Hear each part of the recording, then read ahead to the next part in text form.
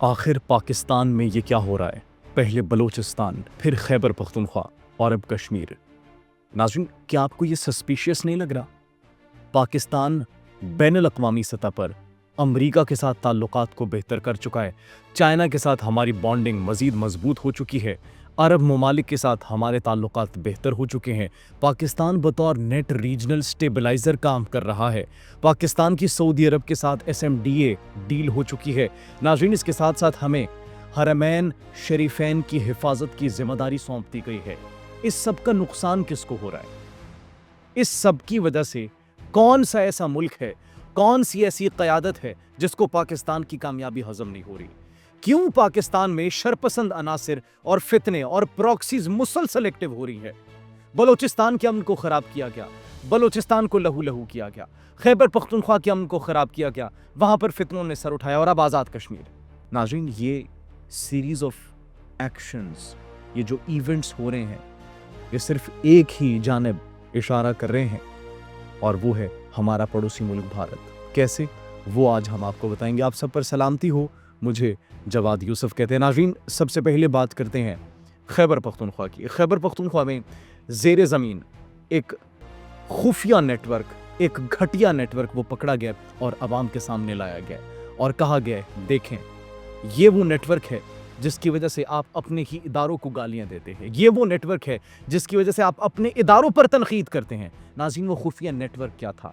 گھروں کے اندر زیر زمین سرنگیں، بارودی سرنگیں، ویپنز کو چھپانے کے لیے بڑی بڑی سرنگیں اور پناہگاہوں کے طور پر استعمال کرنے کے لیے خوارجیوں کی جانب سے گھروں کے اندر وہ پکڑی گئی اور دکھایا گیا عوام کو، یہ دیکھیے یہ کیا ہے۔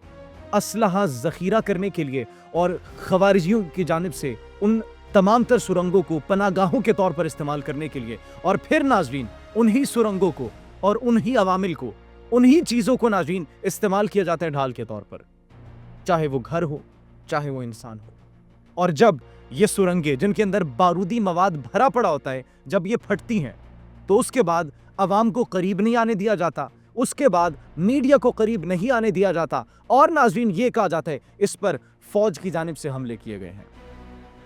اب وہ خفیہ نیٹ ورک بے نقاب ہو چکا ہے، عوام کے سامنے اسی لیے پریزنٹ کیا ہے کہ یہ سرنگیں جب پھٹتی ہیں، یہ بارودی مواد جب پھٹتا ہے تو کہا جاتا ہے ہم پر ایئر سٹرائکس کی جا رہی ہیں، شہریوں کو نشانہ بنا جا رہا ہے۔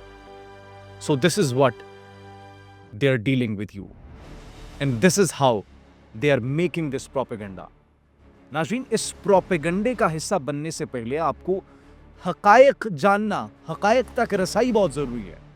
اب ناظرین، یہ وادی تیرہ میں جو کچھ ہوا، وادی تیرہ میں بھی ہم نے آپ کو بتایا تھا سرنگیں تھیں، ان سرنگوں کو IEDs سے بھری ہوئی تھی، جہاں پر سنائپرز کی ٹریننگز کی جاتی تھی انہی فتنۃ الہندوستان اور فتنۃ الخوارجیوں کی جانب سے، اور اس کے بعد الزام کس پر لگایا جاتا ہے؟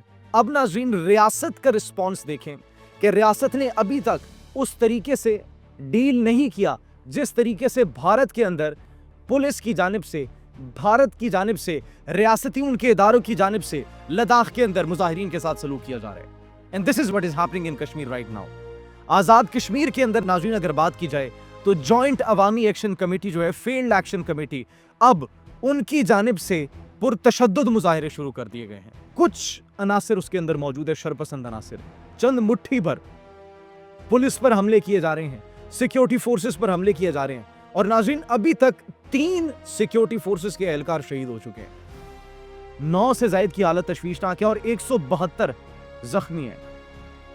آپ تصور کریں کہ کیا یہ کوئی پاکستانی محب وطن پاکستانی کر سکتا ہے؟ اپنے ہی اداروں پر، اپنے ہی سیکیورٹی فورسز پر حملہ، اپنے ہی لوگوں کا خون بہانا۔ اور ناظرین، یہ رپورٹس آ رہی ہیں، رپورٹس آئی ہیں، اور یہ ویڈیوز بھی کچھ منظر عام پر آئی ہے۔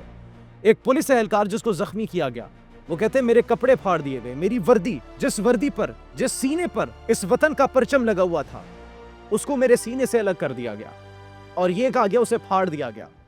اس کے بعد کہتے ہیں مجھے ڈنڈوں سے مارا گیا اور مجھ سے اسلحہ چھین کر ہمارے اوپر ہی فائرنگ کی گئی۔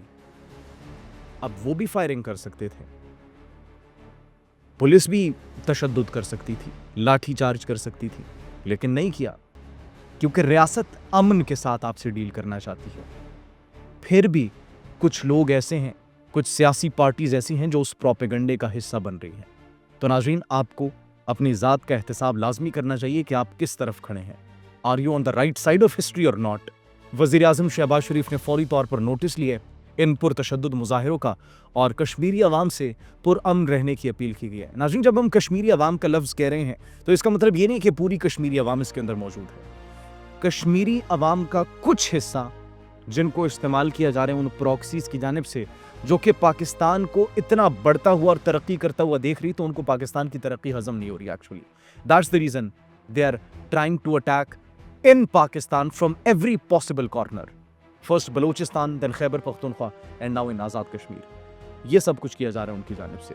ناظرین صرف یہی نہیں بلکہ وزیر اعظم شہباز شریف نے سخت نوٹس لیا اور مذاکراتی کمیٹی کے ارکان میں اضافے کا فیصلہ بھی کیا اور ساتھ ہی ساتھ ناظرین انہوں نے کہا کہ ہم چاہتے ہیں کہ پرامن احتجاج آپ لوگ کریں, یہ حق ہے, لیکن اگر آپ کے شرپسند عناصر نے اگر آپ نے اسی طریقے کا وتیرہ جو ہے وہ اپنائے رکھا, آپ نے اسی طریقے سے پرتشدد مظاہرے کیے تو پھر ناظرین اس کا نقصان ان کو بھی ہوگا اور پھر ایسا نقصان ہوگا کہ اٹ مائٹ بی چیلنجنگ. کیونکہ ابھی تک ریاست ناظرین یہ مختلف ہمیں رائے موصول ہو رہی ہے. کچھ مبصرین کہہ رہے ہیں, تجزیہ کار کہہ رہے ہیں کہ دیکھیں احتجاج حق ہے آپ کا, لیکن احتجاج کی آڑ میں دہشت گردی ریاست اس چیز کی اجازت کسی کو بھی نہیں دے گی.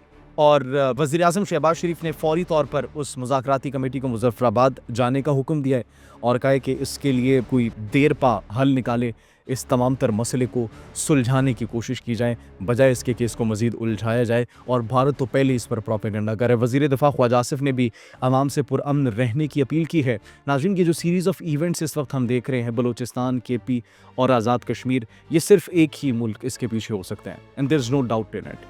آج نہیں تو کل ثبوت آ جائیں گے اور وقت کے ساتھ ساتھ ہم نے ثبوت دیے بھی ہیں. ہم نے آپ کو بتایا بھی ہے کہ کون سے ہاتھ, بیرونی ہاتھ اس میں ملوث ہیں.